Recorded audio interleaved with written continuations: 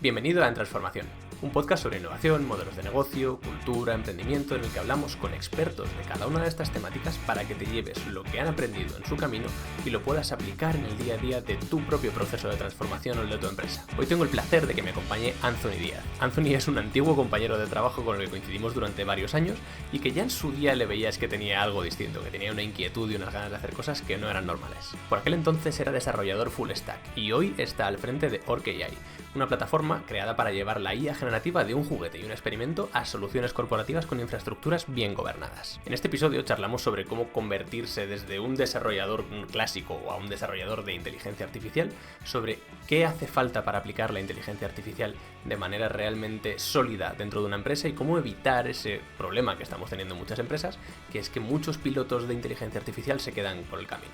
Así que sin más, vamos a por ello. Anthony, bienvenido en Transformación. Encantado de estar aquí. Igualmente, un placer volver a cruzarnos. Oye, yo creo que la primera pregunta, Anthony, inteligencia artificial, tú estás además en el mundo del emprendimiento y has dado un vuelco, ¿no?, desde que nos conocemos hacia este camino. Entonces yo creo que el primer paso, la primera duda que tengo y que tiene mucha gente es cómo un desarrollador al uso pasa a ser un desarrollador de inteligencia artificial. ¿Hay que hacer formación o en qué consiste el proceso? ¿Cómo ha sido en tu caso y cómo se puede poner la gente en esto? Bueno, yo diría que en mi caso ha sido bastante particular en ese sentido, porque bueno, como tú comentas, desde que nosotros nos conocemos, yo era desarrollador software, sobre todo tenía más un perfil full stack. Uh-huh. Pero bueno, cuando me vine a Holanda en el 2020, estuve trabajando en una empresa que lo que hacíamos era wholesale B2B sales, y yo, bueno, me uní ahí como team lead del equipo de innovación. Uh-huh. Fue donde conocí a mi co-founder Saurabh. Y bueno, ahí dentro de esa empresa identificamos una funcionalidad que inicialmente yo propuse hacer open source a la empresa. Y bueno, como no era el foco de la empresa, un año después decidí irme y empezar lo que era Orquesta en su día, que hoy es OrcAI. Y esto era lo que llamamos nosotros un Business Rules Engine. Entonces, bueno, esto era un producto que era totalmente enfocado a desarrolladores, ¿no? A/B testing, rollout, configuraciones en remoto. Pero en el año 2023, en el año 2022, antes de que viniese la locura de ChatGPT, nosotros ya habíamos empezado a ver que uno de nuestros design partners, Prosus, que es una empresa bastante grande en tema de inteligencia artificial, estaba haciendo esto que se llamaba prompt engineering, ¿no? Entonces, bueno, un poco el tema de curiosidad, de saber qué era prompt engineering, nos reunimos con ellos y ahí fue cuando nos explicaron, bueno, todo esto que venía de los LLMs, que OpenAI iba a sacar un API público, y fue cuando nosotros un poco hicimos el pivot, porque convertimos la plataforma de un Remote Engine Configuration a hacer un Prompt Manager Studio. Uh-huh. Y bueno, esto ha evolucionado bastante. Bueno, joder, ya te digo, 3 años después, esto en 3 años. Sí, 3 años después, una plataforma totalmente diferente a la que tenemos ahora, pero yo diría que, por la razón que digo, que en mi caso fue bastante particular. Uh-huh. En aquel momento nosotros solamente éramos 3 personas en la empresa. Bueno, yo, mi co-founder, y teníamos una desarrolladora en remoto. ¿Y cómo haces la transición de ser un ingeniero software a un ingeniero de inteligencia artificial? Es, uh-huh, o sea, un poco diría yo que pegándote con estos modelos, ¿no? Hay muchas cosas que aprender cuando tú vienes sobre todo de la, digamos, el software típico, ¿no?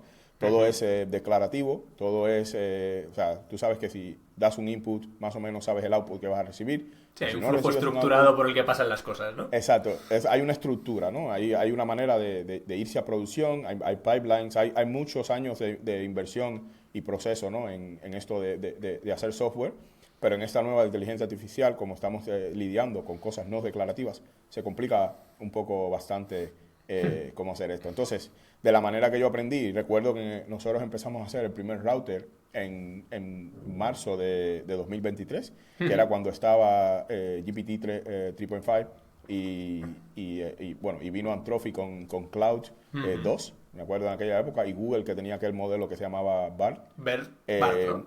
Sí, BART. Y bueno, nosotros decidimos hacer un router porque, como un poco en la empresa anterior, venimos de la parte de abstracción, porque lo que hacíamos era extraer diferentes ERPs, ¿no? SAP, Salesforce, entró una interfaz unificada, decidimos aplicar el mismo concepto a lo que era el router, ¿no? Hoy en día el router se ha convertido en un commodity, pero hace 3 años no era tan commodity, Correcto. ¿no? Entonces, bueno, por ahí empezamos a implementar y te empiezas a encontrar con todas estas cosas de, no, que es el SID, que es el logic bias, ¿no? Cosas que no tienes en software, ¿no? Que es la temperatura, que es el top P, el top K, todas estas cosas. Los parámetros, bueno, exacto, y un poco te fuerzas a aprender lo que significas, ¿no? Ya te empiezas a meter en investigación hasta que, bueno, ya haces un poco la transición a AI Engineer, porque yo diría que un AI Engineer, ¿no? O sea, la línea entre ser un desarrollador de software y un desarrollador de AI Engineer, ¿no? La que tenemos hoy en día. Antes el término significaba otra cosa, pero hoy en día es básicamente un desarrollador de software que sabe y entiende cómo usar modelos de inteligencia artificial e integrarlos en sus productos, ¿no? Antes era alguien que tenía un background de machine learning, que digamos que hacía tuning de estos modelos, usaba modelos de machine learning, pero hoy en día ha evolucionado tanto porque ya, digamos, los providers lo hacen tan sencillo, lo de traerte la inteligencia artificial a tu entorno, que si eres software developer y has trabajado en integraciones y tal, creo que puedes hacer la transición bastante sencilla a esto. Eso te iba a decir, yo tengo una intuición equivocada y como persona que no tiene, como tú sabes, ni idea de desarrollo y de tecnología, entiendo por desarrollo, ¿no? Que los perfiles, o sea, es la forma más fácil de dar el salto, o los perfiles que más fácil lo tienen a lo mejor son los perfiles que se han desarrollado históricamente en el backend, ¿no? Porque de alguna forma esto va de arquitecturas. Sí, va de arquitectura, lo que decían, el tema de la integración, ¿no? Yo creo que son dos problemas o dos, digamos, componentes que hay que separar, porque obviamente está la parte de integración, que lo hacen más, digamos, los ingenieros backend, pero también está la parte de frontend, que es donde se hace la experiencia, ¿no? Obviamente todos estamos acostumbrados a usar sigue siendo súper importante. Exacto, todos estamos acostumbrados a usar la interfaz de chat, pero si tú realmente quieres darle una experiencia al usuario ¿cómo se llama esto? En AI, creo que ahora lo que se está intentando es encontrar cuál es la interfaz correcta, ¿no? Todo el mundo intenta usar, bueno, todo el mundo usa chat, pero ahora estás viendo que hay modelos de voice casi en tiempo real que son capaces de interactuar contigo, pero aún así, ¿no? ¿Cuántas personas realmente usan este tipo de funcionalidades? Creo que es un pequeño porcentaje en relación a todos los usuarios que pueda tener, pero cada cual tiene su problema, ¿no? Cada cual optimiza de cierta manera, pero sí que es verdad que si tú has integrado antes bases de datos, sistemas distribuidos, cosas así, te es mucho más fácil integrarte con un modelo, porque al final del día es un API, simplemente es que tiene su complejidad, depende de los tipos de modelos que estés usando. Eso es.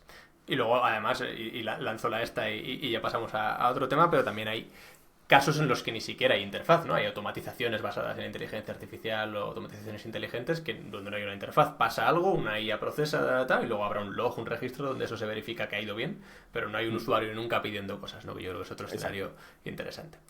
Vale, oye, yo creo que las empresas estamos empezando por fin a madurar en esto de la inteligencia artificial, que nos ha costado más en España. Yo creo que vamos, y ahí tu percepción seguro que es interesante con respecto a el internacional, ¿no? Y cómo se está moviendo la IA fuera de España y dentro de ella, pero yo creo que todos estamos, o muchas empresas, la mayoría, están ya en ese punto de, oye, ya he tenido la idea más o menos clara de qué quiero hacer con IA. A lo mejor no es la mejor idea y hay mucha gente empezando por el piloto equivocado, pero desde que yo tengo una idea hasta que esa idea se convierte en algo sólido que tengo implantado en mi empresa de verdad, ¿cuáles son los pasos que tiene que dar una empresa? Porque yo creo que se están quedando muchas cosas por el camino. La estadística lo que nos dice es que el 95% de los pilotos se quedan por el camino. Entonces, oye, el número acojona. ¿Qué cosas tiene que hacer una empresa para hacer esto bien?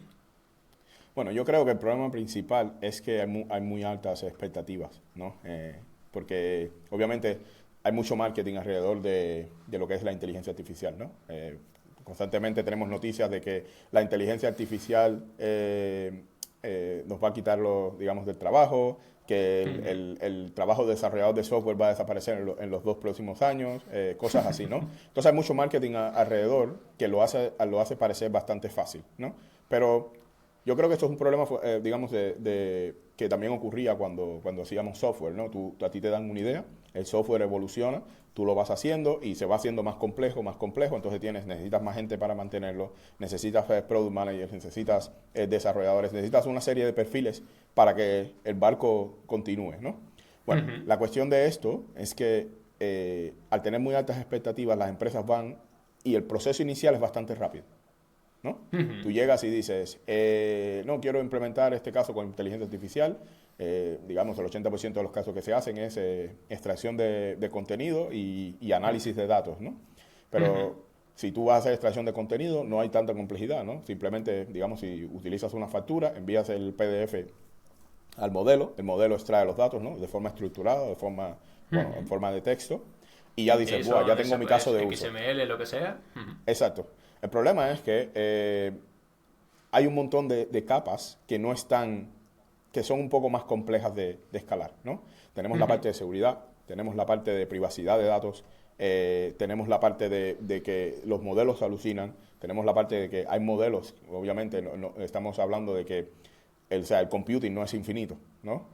Se necesita también que todos los providers hacen rate limit para que tú básicamente no les tumbes los servidores de cierta manera. Entonces, todas esas capas son las que las empresas no tienen en cuenta cuando empiezan a desarrollar estos casos de usos. Por eso, la parte inicial es bastante rápida, pero luego, cuando ya llegan, digamos, le hacen el reality check de, oye, mira, para esto necesitamos un equipo, necesitamos invertir tanto, el proyecto se abandona. ¿Por qué? Porque eso también te saca un poco de tu negocio principal, ¿no? Tú lo ves en muchos productos SaaS, ¿no? Ellos quieren venir a automatizar cosas con AI, pero obviamente tú tienes que tener la capacidad para también dedicar y mantener eso, ¿no? No solamente implementar, pero también es mantener. Pero si tu negocio principal no está, digamos, dirigido o enfocado a ser un AI first company, se te complica mucho. Entonces es más fácil abandonar, intentar centrarte en tu negocio, que al final del día es lo que pagas la factura, y seguir adelante. Por eso muchas empresas abandonan eso. Yo creo que ese patrón va a cambiar, ¿no? Porque ahora ya, bueno, vamos hacia 2026 con con modelos mucho más inteligentes, modelos mucho más maduros. Las empresas ya están listas para empezar a adoptar AI, o sea, digamos, a escala, sobre todo aquí en Europa, porque sobre todo creo que la innovación que están haciendo en Estados Unidos y en España, o sea, en España no, en Estados Unidos y en China es totalmente diferente, se mueven mucho más rápido, también tienen menos regulaciones, pero creo que Europa tiene que ¿cómo se llama?, despertar, porque estamos creando demasiada dependencia en el continente americano, y ahora también los chinos están viniendo un poco también a comerse en nuestro mercado, cuando aquí hay bastante talento para poder hacer software y para poder, digamos, hacer soluciones, y en vez de que el talento se nos escape, estaría bien tenerlos aquí en el continente. Totalmente. Yo añadiría a lo mejor un punto a esto que has comentado, ¿no? Has comentado el problema, o sea, el piloto es fácil, escalarlo es bastante complicado, ¿vale? De hecho, se dice, o no sé dónde leí en LinkedIn, alguien publicaba, y perdón por no dar crédito a esa persona, pero decía como que una POC, una prueba de concepto, la haces en 5 días, escalar eso a negocio igual son 5 meses. Entonces ahí está el salto que muchas empresas no están dispuestas a dar, pero oye, todos esos problemas que dices están ahí en cuenta, ¿no? De temas de seguridad, de cumplimiento normativo, de rate limits, y yo te añadiría uno que a lo mejor, evidentemente estamos aquí lanzando ideas, pero hay uno que también es importante, que son los costes. Oye, tú como empresa te lanzas inicialmente y haces tu piloto maravilloso que tiene súper buena pinta, pero ahí de repente no tienes en cuenta cuánto te va a costar eso según va ampliando, escalando, metiendo más usos, etcétera, y tienes que hacer un proceso de optimización fina para que pasarle menos el contexto mínimo viable, ¿no?, al modelo para un agente, por ejemplo, y que tenga la información mínima suficiente para darte la respuesta correcta. No, exactamente. Si le metes todo el rato un trocho larguísimo, te gastas una pasta. Sí, no, y no solamente la pasta, porque digamos que si a una persona le cuesta 8 horas hacer lo que el AI te puede hacer en 20 minutos, de cierta manera, bueno, es una inversión, digamos, justificada.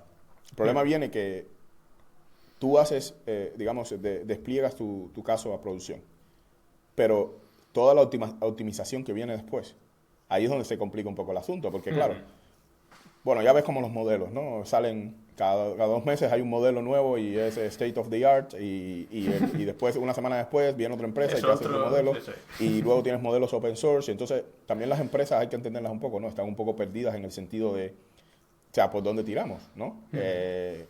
Y bueno, eso te requiere, ¿no? Y en ese modo de pensar, porque es, vale, yo quiero sacarlo a producción, pero quiero seguir optimizando, porque ya tú empiezas a optimizar en coste, empiezas a optimizar en context engineering, empiezas a optimizar en reducir, digamos, la cantidad de tokens que consumes y digamos, aumentar la calidad de la respuesta, pero para eso necesitas expertise.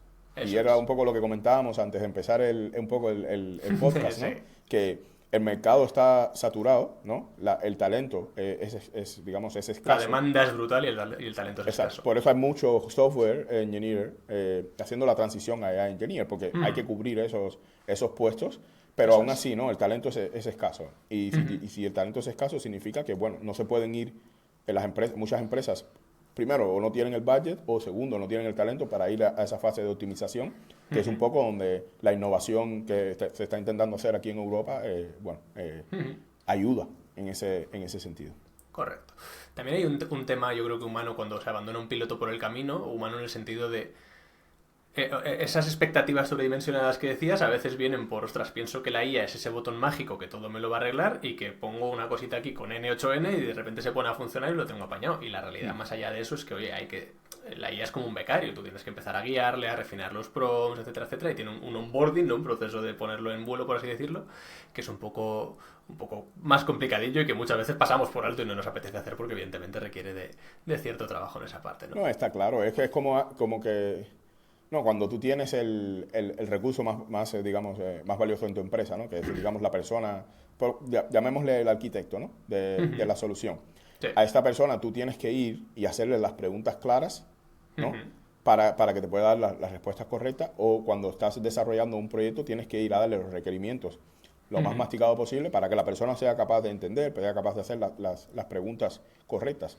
Eso es. Entonces, al final, a la inteligencia artificial la tenemos que tratar igual, ¿no? Tenemos que ser lo más claro posible y darle la mayor información posible, o darle las herramientas para que pueda encontrar la información, para que al final nos pueda dar la respuesta o pueda hacer el trabajo bien. Pero aún aunque haga el trabajo bien, tiene que haber una fase de evaluación, ¿no? Donde el humano también, de cierta manera, está como se dice, ¿no? Human in the loop, envuelto para poder también hacer el assessment de mira, ¿él lo está haciendo bien o no lo está haciendo bien? Porque el feedback que le damos, ¿no? Al trabajo que está haciendo la inteligencia artificial es muy valioso. Se puede utilizar para mejorar, o sea, para optimizar el prompt, para mejorar el caso de uso, incluso para recibir feedback de los usuarios, ¿no? Que eso también te permite un poco adaptar y optimizar lo que se está haciendo internamente. Entonces, si las empresas no empiezan a invertir en esos aspectos, va a ser muy difícil que puedan escalar casos de inteligencia artificial a producción y puedan mantenerlos en producción, que al final del día eso es lo más importante. Eso es. Vale, has comentado una parte, yo creo que de esa parte de temas regulatorios, de seguridad, etcétera. Yo creo que eso se enmarca muchas veces y esa parte del escalado, que se enmarca muchas veces en una palabra que acojona porque no entendemos ni siquiera lo que implica, ¿no? Que es ese tema del gobierno, ¿no? Entonces, oye, vamos a intentar profundizar un pelín. ¿Qué es esto del gobierno de la inteligencia artificial? ¿En qué consiste? ¿Qué aspectos tiene? ¿Cómo se disipa y cómo se lleva a cabo de una manera práctica? Porque es que yo creo que hay tanto humo cuando decimos gobierno de algo que se nos complica mucho la vida. Sí, yo creo que lo del tema del gobierno, ¿no? Yo creo que al principio, ¿no? Cuando salió todo el tema de inteligencia artificial, hubieron como unas cuantas noticias alrededor de que la inteligencia artificial estaba recomendando cosas que la empresa no hacía, o que no estaban en la política de uso de datos o en la política de privacidad, ¿no? Y hubieron, como en los periódicos, hubieron noticias, ¿no? En páginas las muy grandes. famosas alucinaciones. Exacto, acerca de esto. Entonces, claro, eso crea bastante miedo en el mercado. Sobre todo, imagínate que tú eres el director de seguridad de una empresa, o el director o sea, de información o de compliance, y tienes algo ahí que no sabes, no tienes control sobre ello, ¿no? Entonces, claro, esto requiere la organización entera o sea, colaborar, porque cada cual tiene sus preocupaciones, ¿no? El desarrollador de software lo que necesita es un API key, ¿no? Para hacer su trabajo, pero el director de seguridad lo que necesita es garantizar que cualquier caso de uso que se esté haciendo con inteligencia artificial no se vaya digamos, de raíz, se vaya de madre, ¿no? Exacto. Entonces, aquí es donde viene un poco el tema de governance, ¿no? Yo creo que el tema de gobierno no es, digamos, tener que decirle a la inteligencia artificial lo que tiene que hacer. Es más, crear el entorno adecuado, ¿no? Los guardrails, un poco ¿cómo se llama? Las pólizas en la que... Las políticas, ¿no? Las políticas, sí, en las que la inteligencia artificial puede actuar, y eso necesitas control, ¿no? Que es la palabra principal aquí, creo que es lo más importante, ¿no? El control y visibilidad. En todos los aspectos, porque tenemos muchas capas y tenemos muchas métricas en las que tú tienes que tener control, ¿no? Y ya eso básicamente vuelve a alertas, vuelve a tener predicción de lo que puede pasar. Son muchos patrones que se ven en este sentido. Correcto. O sea, por ejemplo, una cosa, o sea, se ha hablado de esos guardarraíles, ¿no? Que evidentemente es una parte importantísima, que la IA no salga y tener ese control sobre que la IA puede decir, que se base solo en mi información para responder y no en su conocimiento de los datos de entrenamiento o en Internet. Hay temas también seguro aquí de temas de trazabilidad, ¿no? Saber o entender por qué en un momento determinado la IA ha tomado una decisión concreta. Primero, porque puede suponerte en algún punto incluso algún tema legal en el que tengas que justificar por qué ha pasado algo, y segundo, para un tema también de evaluaciones internas puras y duras, esa mejora continua. Si tú sabes por qué la IA en cada decisión, en cada iteración, por así decirlo, ha tomado una decisión, vas a poder evolucionar mejor todavía ese sistema, ¿no? Entonces yo creo que crear una conciencia de todo lo que implica tener un sistema de inteligencia artificial correctamente funcionando y aplicarlo de manera sistemática a tus distintas iniciativas de inteligencia artificial es por donde pasa ese gobierno de la IA de alguna forma, ¿no? Exactamente. Que es importante, ¿no? Es una mentalidad que hay que crear como organización y no es una responsabilidad de una sola persona, porque todo el mundo tiene que estar pendiente, ¿no? ¿Sabes cómo? Los modelos están entrenados con mucha información, ¿no? Y obviamente las empresas no hay mucha visibilidad con qué datos están entrenando esto, ¿no? Se supone, pero no hay mucha visibilidad. Entonces, claro, tú también como empresa, depende del mercado en el que operes, quieres protegerte, ¿no? Que eso es lo más importante. Y de nuevo, vamos de vuelta al control. ¿Cómo tienes control sobre algo que es no declarativo? Ahí donde esa es la respuesta que cada cual tiene que encontrar, depende de la industria en la que esté operando. Yo creo que también ahí tenemos la suerte de que el ratio de alucinaciones de los modelos ha bajado muchísimo con los años. Quiero decir, de lo que eran los primeros modelos a lo que tenemos ahora, joder, tenemos mucha más capacidad de control.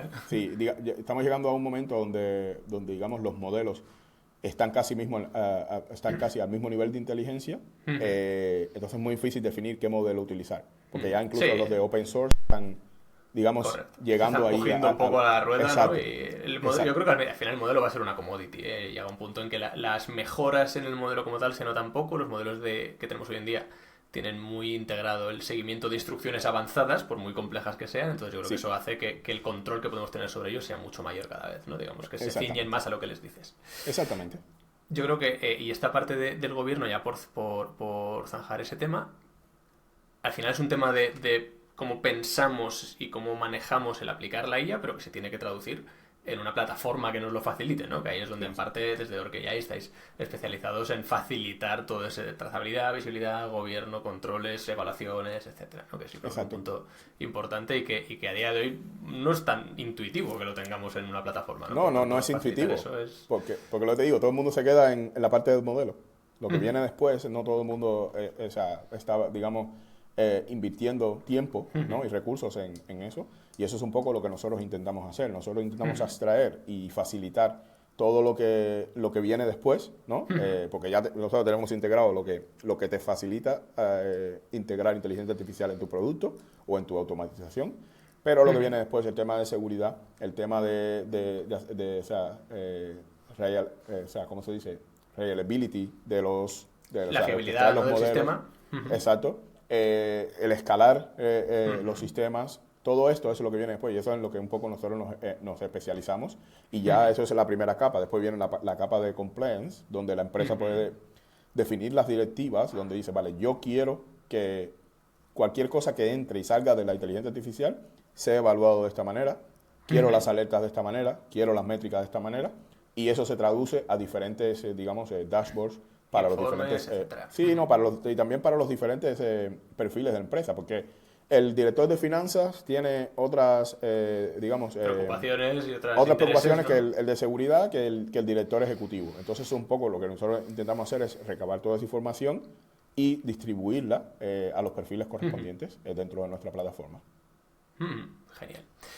Yo creo que hay un otro tema que está muy relacionado con el éxito de un piloto de inteligencia artificial o de un proyecto de inteligencia artificial, que son las personas, ¿no? Y sobre todo las personas que están involucradas en el caso de uso. Mi experiencia, un poco por lo menos trabajando en España, tú, como digo, tienes más experiencia internacional, es que muchas empresas han delegado esto de la inteligencia artificial en tecnología. Han dicho al área de IT, oye, apáñate, queremos hacer cosas con IA. Ya verás tú qué hacemos, y etcétera, etcétera. Yo creo que vosotros ahí tenéis un enfoque muy distinto en cuanto a cómo, o un enfoque muy acertado y distinto a lo que están haciendo muchas empresas, que es cómo tecnología y negocio tienen que colaborar en el desarrollo de estos casos de uso, ¿no? Entonces, cuéntanos un poco sobre ese éxito en la colaboración entre negocio y tecnología, que yo creo que es clave en todo esto.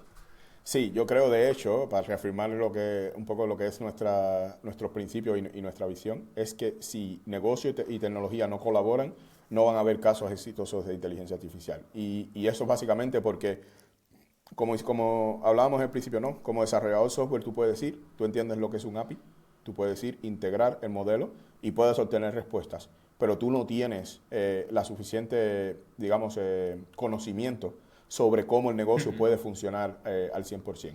Entonces, nosotros lo que vemos mucho en las empresas es que a veces es incluso, sobre todo en las startups, ¿no? Son los fundadores los que están haciendo el prompt, los que están intentando, digamos, instruir al modelo qué es lo que tiene que hacer. Y ellos luego le dan el prompt a los desarrolladores y ellos lo integran en su workflow. Pues, pero si tú no incluyes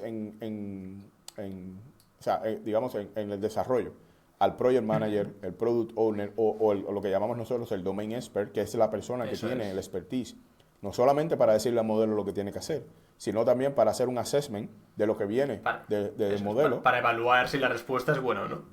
No va a funcionar este tipo de cosas. Entonces, como tú comentabas, nosotros, OrCAI, desde el día 1 intentamos enfocarnos en la colaboración porque tenemos ese principio de que si tú no envuelves, en cada parte del proceso, o del proceso de desarrollo o del proceso de implementación, a la persona indicada, ¿no? En cada stage, va a ser muy complicado que tu caso de uso llegue a producción. Por eso tiene que haber una colaboración, tiene que haber constante comunicación, tiene que haber trazabilidad, tiene que ver si el PROM ha evolucionado, tiene que ver si se han cambiado cosas que impacten a la respuesta, tienes que tener alertas. Entonces, eso tiene que definirse como equipo. No puedes dejarle solo a un departamento, porque ese departamento sí va a hacer lo que puede, pero aquí estamos hablando de un tema de trabajo en equipo, como aquí quien dice. Sí, sí, sin duda. Yo creo que o sea, lo que dices, el usuario de IT no conoce la operación y el negocio y el proceso tan bien como para definirlo y evaluarlo, pero sí que tiene que aportar mucho en la integración de los sistemas y la facilitación tecnológica, ¿no? Contar con una plataforma en la que el usuario de negocio puede involucrarse en el desarrollo activo de lo que a él le toca dentro de una solución de inteligencia artificial, me parece que es la leche. O sea, que eso me parece un acierto súper importante. Sí, no, y algo también interesante que nosotros vemos en las estadísticas es que incluso antes de empezar a implementar, digamos, inteligencia artificial en tu solución, lo que pasa mucho es que en la parte inicial hay mucho perfil de product manager o de domain expert envuelto en hacer experimentación, ¿no? Prueban con diferentes modelos, le cambian, o sea, cambian un poco los parámetros del modelo para ver, y ya una vez ellos confirman, ok, este es el modelo que mejor funciona, porque cada modelo, aunque todos parecen iguales, cada modelo es capaz ¿cómo se llama?, de hacer mejor performance en ciertas industrias. Y una vez ellos identifican eso, entonces que le dan al desarrollador, entonces es que envuelven al desarrollador. Pero ya empieza la colaboración desde el principio, porque el desarrollador también, mientras está implementando, puede detectar errores y puede ir a la persona y decirle, mira, oye, el prompt no tiene esto, no tiene lo otro, o nos hace falta a lo mejor esta tool, o deberíamos desarrollar este guardrail. Esa creatividad pasa en el proceso de colaboración. Si no, ya te digo, es muy complicado. Sí, y tienes desarrolladores que son capaces de hacer esto, ¿no? Son capaces de hacer el prompt, son capaces de hacer la solución, pero aún así, hay una parte muy grande de optimización que depende de personas. De ese perfil de negocio. Incluso nosotros hemos visto negocios que lo que hacen es hacer outsourcing, o sea, se lo dan a otra empresa, la parte del labeling, de anotar los datos para poder reutilizarlo, ¿no? Como lo que nosotros llamamos el Golden Dataset, que es el dataset que tú siempre usas cada vez que sale un modelo nuevo, haces el mismo prompt con los mismos evaluadores ¿no? Con tu set de datos contra el modelo nuevo. Y entonces comparas contra un baseline, ¿no? O sea, una base que ya has hecho antes para ver si las métricas están incrementando o están, o sea, yendo hacia abajo. O sea, eso es súper interesante, ¿no? Porque es verdad que vemos cuando sale un modelo nuevo, que como tú decías es cada 2 semanas tenemos el mejor modelo de la historia, siempre hay mucho ruido y hay unos benchmarks públicos de este nuevo modelo supera en el DSWE al no sé qué, no sé cuántos, pero la realidad es que a ti te interesa cómo de bien se comporta ese modelo para tu caso de uso. Y a lo mejor Gemini 3 es peor que Gemini 2.5 Pro, por lo que sea, porque ha empeorado en el dataset de entrenamiento, no sé qué, y se comporta peor. Entonces, tener una forma sistemática también de evaluar cómo se comporta ese modelo para tu caso de uso concreto, para un caso de uso concreto, que además tendrás varios como empresa, evidentemente, me parece súper interesante como funcionalidad por ahí. Exacto. Hay un tema también, Anthony, aprovecho de personas en cuanto a... Y va un poco en la línea, ¿eh? Sí. Hemos hablado de la importancia de esta colaboración, que yo creo que evidentemente es súper clave, que negocio y tecnología se hablen mucho, pero no sé, Anthony, si un poco en tu experiencia hay algún área, perfil clave o perfil nuevo o área nueva que se esté creando en las empresas y que digas, ostras, esto es un motor clave de las empresas con las que trabajamos, que trabajáis vosotros, que utilizan inteligencia artificial y que veas que eso es un motor relevante de impulsar la IA con éxito en la empresa. Sí, yo creo que las empresas que más éxito están teniendo en este tema de integrar inteligencia artificial o desplegar inteligencia artificial a la producción son los que realmente dedican un equipo para esto, ¿no? Ya puede ser un equipo de innovación en empresas pequeñas, no estoy hablando de 20 personas, puede ser 1 o 2 personas, pero que realmente estén en el día a día de integrar el producto con inteligencia artificial. Y ya ves que en empresas más grandes los centros de excelencia, ¿no? Es un poco lo que se está viendo más, ¿no? Equipos que pueden dentro de la organización usar las tecnologías, hacer pruebas de concepto rápidas y empezar a escalarlas a partir de ahí, y también sirve con un poco de knowledge transfer, ¿no? Y eso es lo que más vemos nosotros que está funcionando. En startups la dinámica es diferente, porque tú tienes a los digamos, al equipo, son equipos pequeños, están ahí constantemente en el día a día y tienen otro tipo de preocupaciones, ¿no? Su preocupación es hacer el producto y que funcione. Pero una vez, ya ves, cuando empiezan a escalar, su siguiente pregunta es, ¿qué hacemos con todos estos datos? Porque tenemos mucha información, pero no sabemos qué hacer con ella, ¿no? Y ya cuando resuelven la parte esa de los datos, es como, vale, ahora cómo distribuimos un poco de esta información entre todo el equipo y creamos un poco la cultura de que cada persona que venga puede colaborar en los casos de uso de inteligencia artificial. Y eso es un poco lo que se ve lo que yo veo yo en el mercado. Es súper interesante porque hablaba el otro día con una no sé si llamarlo startup, eran 20 personas con un producto tecnológico, y nos transmitían, decían, oye, queremos hacer cosas con IA y no sabemos muy bien por dónde empezar, creo que es algo que les pasa a muchas, ¿no? Y Sí. yo les transmitía un poco la pasión y la ilusión que sentimos también nosotros desde Nusis, de decir, ostras, es que las empresas que nos dedicamos a la tecnología, las consultoras más todavía, pero las que se dedican a la tecnología pueden aplicar la IA en sus procesos internos de back office para mejorar muchísimo eso que no quieren hacer porque no es su core. Exacto. Pueden aplicar muchísimo la IA para hacer un desarrollo cada vez más rápido, fiable, de calidad, etcétera, y pueden aplicar la IA a mejorar su producto y su propuesta de valor, que tienen todas las de ganar por todos lados. Me parece una aplicación que apasiona, que dices, hostia, cuánta oportunidad, coño, hay que aprovecharla. O sea que esa parte me parecía súper interesante. Anthony, una última pregunta, y esta es ya yo creo que la más fácil. Te la voy a hacer doble pregunta. Primera, Vale. y esto ya es curiosidad, pero yo creo que es una pregunta así chula para terminar. ¿Qué inteligencia artificial utiliza Anthony más en su día a día? ¿Qué asistente? Y mejor dicho, no sé si cuál utilizas más o cuál pagas, porque eso seguro que pagas a lo mejor incluso varias, como nos pasa a muchos. ¿Y cuál es el uso reciente que hayas hecho que te hayas dicho, ostras tú, qué pasada que la IA haya sido capaz de hacer esto, que no pensaba ni siquiera que podía hacerlo? Ya. Bueno, yo creo que en la posición en la que estoy yo, podría decir que soy un poco privilegiado, ¿no? Sobre todo porque al tener partnerships con todas digamos, los proveedores de inteligencia artificial, ¿no? AWS, Google, OpenAI, podemos acceder a los modelos antes un poco eso ya me parece al mercado, que eso también te da una ventaja. Y también, bueno, podemos, no, digamos que nos tratan bien, ¿no? Tenemos, digamos, acceso a créditos que podemos usar todos los modelos. Digamos, mi labor, ¿no? Yo tengo que también, porque las empresas usan nuestro producto, porque también entienden que nosotros somos los que tenemos, somos los expertos en integrar, ¿no? Porque eso es lo que intentamos nosotros transmitir en nuestro producto. Y entonces tenemos que probar un poco todos los modelos. Pero bueno, al final del día yo soy un desarrollador. A mí lo que me gusta es implementar soluciones, hacer innovación.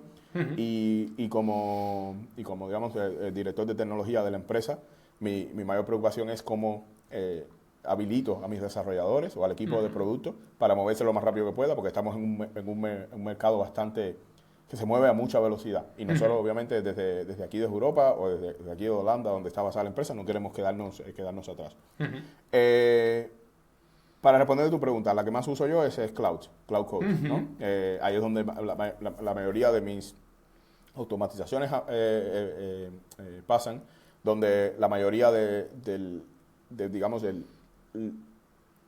información que puedo tener lo más rápido posible de lo que está haciendo el equipo, ¿no? Porque el source of truth de nosotros es el código, ¿no? De lo que está pasando en el producto. Es lo que más rápido me deja hacerlo, y sobre todo con la que más creo que a nivel de código es la mejor, creo yo, ¿no? Entonces esa es la que más uso yo para código. Pero creo que cada inteligencia artificial tiene su nicho, ¿no? Exacto, su nicho. Yo creo que, bueno, yo uso bastante eso, uso bastante los modelos de OpenAI, sobre todo para temas de entender algo e intentar traducirlo a texto, ¿no? A documentos y cosas así, porque es bastante buena en esa. Y Gemini, la uso mucho para hacer breakdown de problemas. Cuando tienes sobre todo problemas de negocio que se mezclan con problemas de código, tú le tiras todo ese contexto y es bastante bien, se le hace bastante fácil estructurar la información y hacerlo conciso, ¿no? Entonces creo que cada cual tiene su ventaja, y yo intento no casarme con un modelo, ¿entiendes? Intento ir viendo cuál es dónde puedo extraer lo mejor de cada modelo para también habilitarme a mí mismo, ¿no? Yo creo que eso es súper interesante. Nosotros siempre se lo decimos a las empresas cuando nos preguntan, oye, pero ¿y cuál es la IA que tenemos que implementar para los usuarios? Y siempre les decimos, hostia, no vas a tener una. Vas a tener varias, según el caso de uso. Tendrás que asegurar de que todas te garanticen la seguridad que te tienen que garantizar, etcétera, etcétera, pero no vas a tener una sola. Y si tienes una, te vas a limitar. Puedes tener una, pero te vas a limitar. Sí, y creo yo que nos estamos moviendo a un mercado donde van a haber modelos más pequeños, no modelos tan generales, modelos más pequeños que son capaces de colaborar entre ellos. Entonces, si tú estás solamente pensando, no, yo voy a usar este modelo y ya está, se te va a complicar mucho. Te vas a quedar atrás. Exacto, te vas a quedar atrás, porque en algunos casos de uso tú optimizas para velocidad, otros casos de uso no te importa que sea rápido o no, ¿no? Tú mandas una tarea y en algún momento sabes que se va a completar o te van a notificar de que se necesita una aprobación o lo que sea, pero tienes que tener esa flexibilidad, que eso es un patrón que vemos nosotros mucho, ¿no? Antes tú sabes que cuando estábamos en el tema del computing, tú sabes, venía AWS y te decía, vamos a darte, digamos, instancias, ¿no? Y ya tú estabas ahí, ¿no? Hacías toda tu infraestructura en AWS. Sí. Pero hoy en día ves que las empresas no quieren, hacer el log en un solo modelo. Quieren usar lo mejor de AWS, lo mejor de Google, lo mejor de Azure. Exacto, eso es lo que se intenta hacer. Entonces, que es un patrón súper positivo, porque, por ejemplo, nosotros, al ser agnósticos, claro, pues integráis todas las... Exacto, ahí es donde realmente haces uso de nuestra plataforma y le sacas toda la ventaja, pero eso es un poco lo que yo también intento hacer, ¿no? Y lo que intento aconsejarle también a los clientes que trabajan con nosotros, son no solamente en los pasos que tienen que tomar para llegar a producción, sino también cuál es el mejor enfoque que pueden darle y cuáles son los mejores modelos que pueden utilizar para su caso de uso. Qué bueno, fenomenal. Oye, pues yo creo que es una reflexión final súper interesante y acertada, ¿eh? A mí también me pasa. Sí que es verdad que a veces por optimización de costes no tienes todas las licencias a la vez, pero vas haciendo malabares. Este mes Gemini, este mes Cloud, este mes... Pero sí que tenemos que hacer un poco ese juego. Oye, Anthony, pues millones de gracias por el tiempo, por compartir con nosotros tu experiencia. Enhorabuena por el proyectazo de OrcAI y por esa ronda nueva que habéis cerrado recientemente además. O sea, que estáis yendo como un cohete. Y una alegría volver a vernos y seguir en contacto. Igualmente. Que vaya bien todo. Hasta luego. Chao, chao.